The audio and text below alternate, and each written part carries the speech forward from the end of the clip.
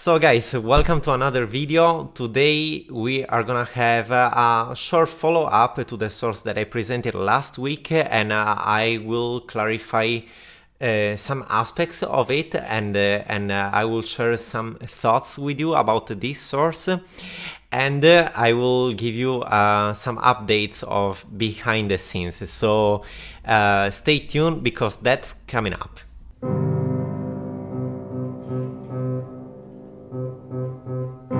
So guys, last week I actually shared with you a source by Moscheles of 1826 or 27, which was the preface of Moscheles himself to his set of etudes Opus 70, where he actually talks about how you accentuate a series of fast notes.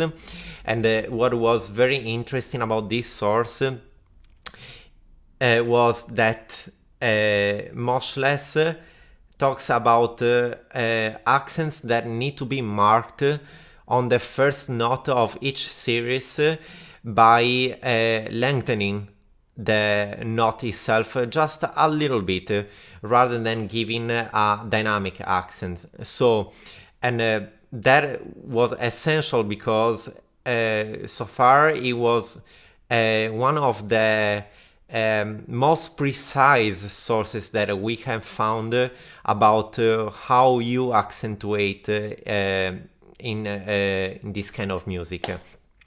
And moreover, what's important to remember is that this source is very much connected to the piano playing of that of those years. So it will be also very logical to implement this in other composers' music, and not saying that you have to by any means, but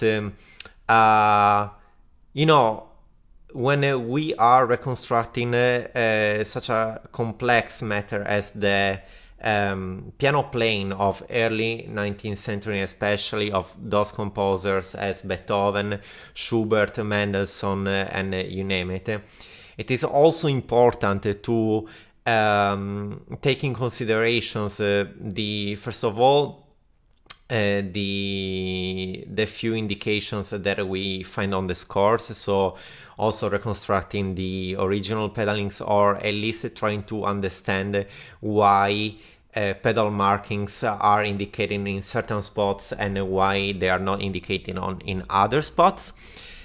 And it is also important to understand that if we take in consideration those metronome numbers and therefore we play at a certain speed, how we also reconstruct all the other patterns. And as most of you know, all of this accentuation stuff, it is still at the beginning, and we are discovering that step by step. So we are not super sure of what could be right or what could be wrong.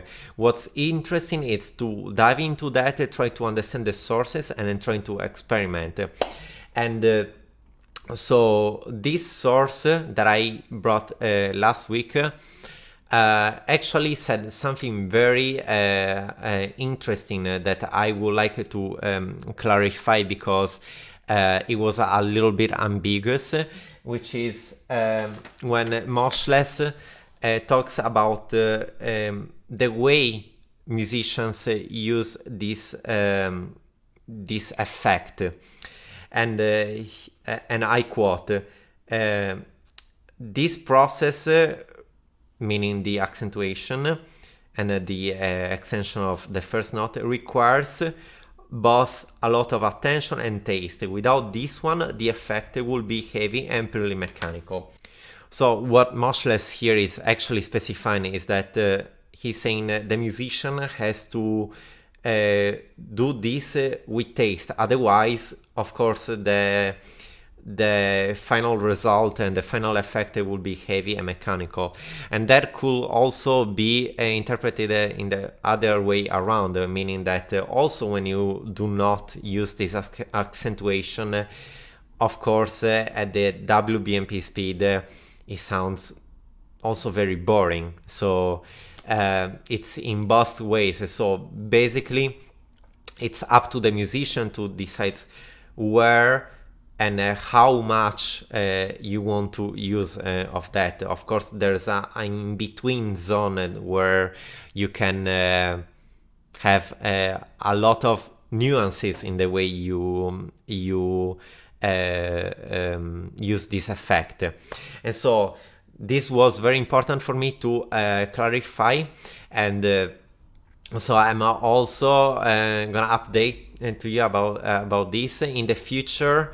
In the future videos, Wim and I will talk certainly more about this, and we are in the meanwhile we are diving into the Kramer etudes, and certainly over the next videos we will go over each etude, and we are gonna share with you the annotations that Beethoven made, and we are gonna also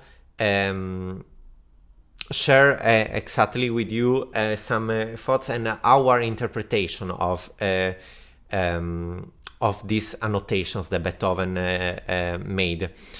And of course, we will also ask you to share your opinions in the comment box, and say what you think, if you have an alternative way of interpreting these quotes. And at the same time, we will try to make a connection between these etudes and some passages of music that you find in Beethoven sonatas that are extremely similar to what you find in this Kramer set of etudes. So that was it for today. So stay tuned, because a lot of stuff is coming up. Wim will join me soon in these Friday videos, as soon as, of course, the book is finished. So stay tuned, because also that will be a great project. And also, don't be surprised if sometimes we skip some of these Fridays videos. There's a lot of going on. I'm also moving to another city right now, so it's a little bit all over the place for both of us. We are recording a lot of stuff, and we are gonna have all the Beethoven sonatas in one video at the end of this year. And there are a lot of projects for next year, and that will just blow your mind. A lot of music, a lot of new content, and new instruments, and new composers, and new music. So thank you for staying with us, and we will see you very soon again. Bye.